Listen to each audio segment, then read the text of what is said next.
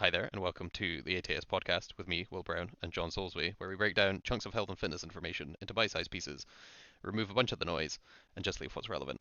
Uh, Today we are on episode number 41, which is the role of gut microbiome in athletic performance. It's quite an interesting one. Had to do a bit of reading into this. It's not something I trot out on an absolutely daily basis, probably not even monthly. There's only a few specific cases where I would actually look into this kind of stuff. Um, one, I mean, like the TLDR up front, eat your fruits and vegetables, like, and your whole grains. Like resistant starches and fiber are the key to having a decently healthy microbiome. One of the mechanisms for that is if you, for example, are somebody who does in fact um, eat decently healthy foods, or maybe you eat specifically to fit your macros, but your food choices within your macronutrient and calorie profile, for whatever that happens to be for you, are a bit wild. Like if you're somebody who uniquely consumes protein through shakes, for example, very rarely eats many vegetables, mostly just bangs a multivitamin, which is again fine. However, there is a specific case where it's less than fine, especially when things start to kind of grind to a halt. Uh, or if you aren't losing weight specifically. If you're someone who's already very lean and doing these things, this does not really apply to you. Although you might wish to consider it for times when you're not so worried about being super lean. Um, where you need to make sure you have a decent amount of fiber in your diet, along with resistant starches, which comes from like the shells of things like whole grains, nuts, and various stuff. That kind of, again, really kind of crunchy, starchy stuff that comes on those. Like beans, brown rice, lentils, oats, potatoes, those kinds of things. Where if your diet is very low in those, almost all of your nutrients gets absorbed in like your upper GI tract, so like your upper intestinal area, and none of it really makes it into the kind of lower intestine to be absorbed. So your microbiome are actually kind of starved for nutrients because none of it actually even gets there.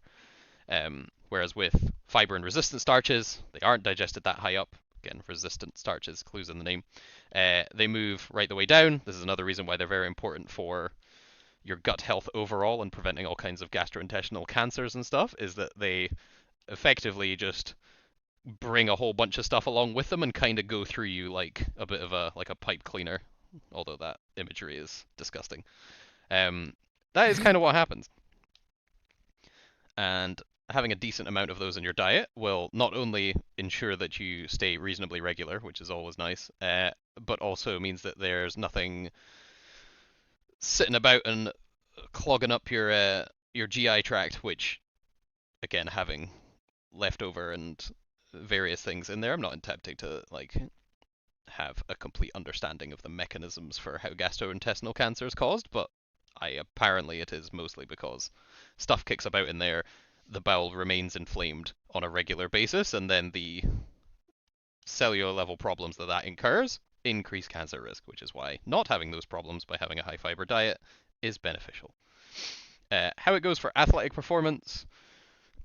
um, a decent example of where this can go wrong is for where people who have celiac disease will often experience a variety of symptoms when they consume glutinous carbohydrates, and I believe that's to do with the interaction between gluten and certain receptors in the lower intestine. I think you know more about this than me, Soulsby. Yeah, maybe. Probably forgot more than. But yeah, an example of that where they experience a marked decrease in performance. I know your wife is a celiac, and Yeah. I do remember training times where she had accidentally consumed gluten prior was extremely unpleasant, as in like had very low energy, very lethargic, not very up for it. Like if Yeah. we were actually measuring performance outcomes at that point consistently, we could probably look back and be like, wow, they went down. Yeah. Or you're just not there. Yeah, because yeah, you're just you're just not there because you feel that bad. Yeah. Um, but yeah, in terms of how they could be beneficial, not a massive amount of research into this. Again, gut microbiome stuff is a very emergent field. It's not super well researched. It's getting there, but its specific links to athletic performance are even less looked into, aside from the specific case where you have overlaps between um, people with various diseases or conditions. Again, like athletic performance of people with Crohn's or like rheumatoid arthritis or celiac disease, like various other stuff that can tie into the microbiome stuff. If you go too deep down the rabbit hole, you can very much find the potentially conspiratorial edge of people thinking it is the key to all kinds of living to 100, and like the problem with society is nobody eats this one weird like bean that's fucking been eaten by Tibetan monks for the past however many generations and they all live to 200 or like whatever. But it's key to athletic performance outside of just being part of a regularly healthy diet that contains like, whole grains, vegetables, fruits, and various things is really not something that's been well looked into. Not nearly well enough that anyone aside from essentially like a PhD level specialist could probably speak to, and even then I feel like the effect size would be minimal. Yeah. For the people, again, we mention quite a lot on this podcast that we are we do work with athletes, but we also work with completely normal people that just want to look better and feel better. I really don't think of a use case aside from any of those specific health conditions where I would actually be looking into anything considering gut microbiome health outside of just having decent fiber intake, having decent resistant starch intake. If they're super keen, you could maybe look into like making sure they have probiotic based food like fermented foods and stuff in their diet. If they are mad keen on it and they're just constantly bringing it up, even though you're like it literally won't make a difference. It's like it will barely make a difference that you would be able Yeah. to perceive or that would come out in any kind of outcomes.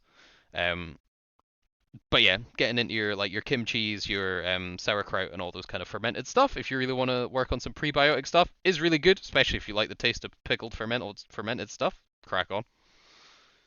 Yeah. Pickle I red don't think onion, alcohol legit. counts though as a Yeah, fermented. sadly no. Yeah, No. even homebrew. Yeah, hooch isn't a prebiotic. Sadly, you can't make toilet hooch and then be like, It's my prebiotic, bro." Yeah. It's Speaking my of fermented beans. yeah, speaking of prebiotics, there's a trend that I've seen on some social medias with some dude who just looks like any like fraternity American dude who's Mm-hmm. doing a series called Will It Pre, where he just attempts to pre-workout various things, and it's gotten wild. Has he tried hyphy mud yet? I think he has. He's also Good. tried Is that well pre? an entire. I think he tried. What did he try? What was he called it? Like tilapia four loco or something, where he literally like cooked a fish, like he sautéed an entire fish in Right. blue four loco, which is Jesus, like yeah, wet. four loco's like like an alcoholic energy drink for children in the United States and here apparently. Um, Aye, so he fried it, so the fish was like neon blue, and then ate the fish, and then went and worked out. I was like, this man is doing the Lord's work. Like he is He's keeping just, the you gym don't have meme. Yeah, the gym meme culture is strong. Like I always thought it would die off after Dom Mazzetti, the bro professor, but like these dudes are doing the work. They understood the assignment, especially with the background of actually looking like they lift loads. Like Yeah. the key is it's only funny when they actually look like they have a really decent physique, and you're like, God damn it, this fucking idiot is cooking fish in vodka in like a mixture of vodka and Powerade, and he still looks like that. And you're like, yeah, yeah, he is. The power of anabolics. Oh mate, so powerful.